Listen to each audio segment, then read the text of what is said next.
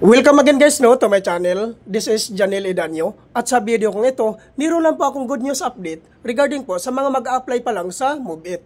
Lalong-lalo na po yung mga professional driver's license holders po na gustong maging isang part ng MoveIt Rider. So ito po guys, napakagandang good news ito guys kasi po si MoveIt po namimigay po ng napakalupit po ng mga freebies po. So ano po ba itong mga freebies na pinamimigay po ni MoveIt?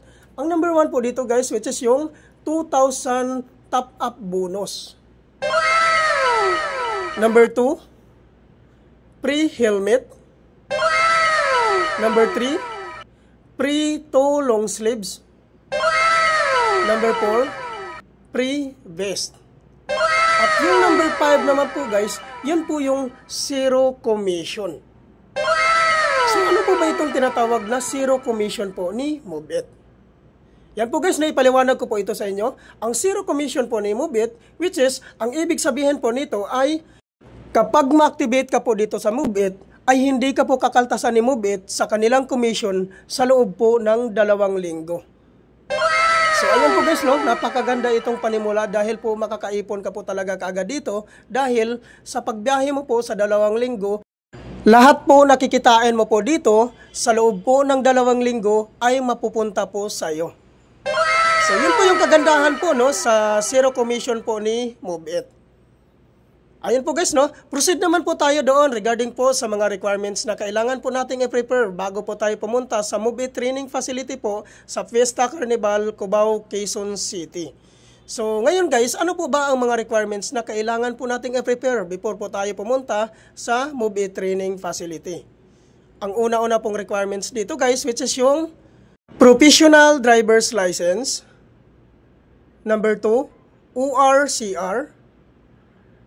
Number 3, NBI clearance. Number 4, police clearance. At yung number 5 naman guys, 2019 and above motorcycle year model. At regarding naman po pala sa mga motor na hindi po nakapangalan sa inyo, ay kailangan nyo lang po magdala ng authorization letter. Kailangan po nakanotarize po yun. Then, hingian nyo po ng 1 valid government ID photocopy si owner. Then, papirmahan nyo po ng 3 beses sa ibaba.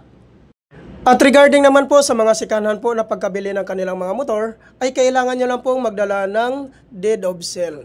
Kailangan po nakanotarize din po yon. So, yan po lahat ang mga requirements po na kailangan po nating i-prepare before po tayo pumunta sa MoveIt Training Facility po. Saan po ba matatagpuan ang MoveIt Training Facility? Matatagpuan po ito guys sa 2nd floor, Fiesta Carnival, Cubao, Quezon City. Yan po yung ipin location nyo sa inyong mga Google Map. Huwag nyo na pong palagpasin itong pagkakataon na ito guys kung ikaw po ay gustong mag-apply sa MoveIt dahil itong previous na ito na pinamimigay po ni MoveIt ay limited lang po ito.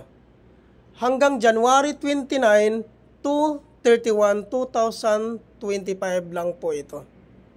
So kaya po huwag nyo na pong sayangin po, pumunta na lang po kayo sa MoveIt Training Facility po. At linawin ko lang din po dito sa inyo guys na ang office po sa MoveIt Training Facility, Fiesta Carnival, Cubao, Quezon City, open lang po Monday to Friday. Pag Saturday po guys, nandoon na po sa Grab Warehouse Marikina po. So ayan po guys sana guys ito pong update ko na ito ay nakakatulong sa inyo. Sana po wag nyo na pong sayangin ang pagkakataon na ito. Thank you for watching.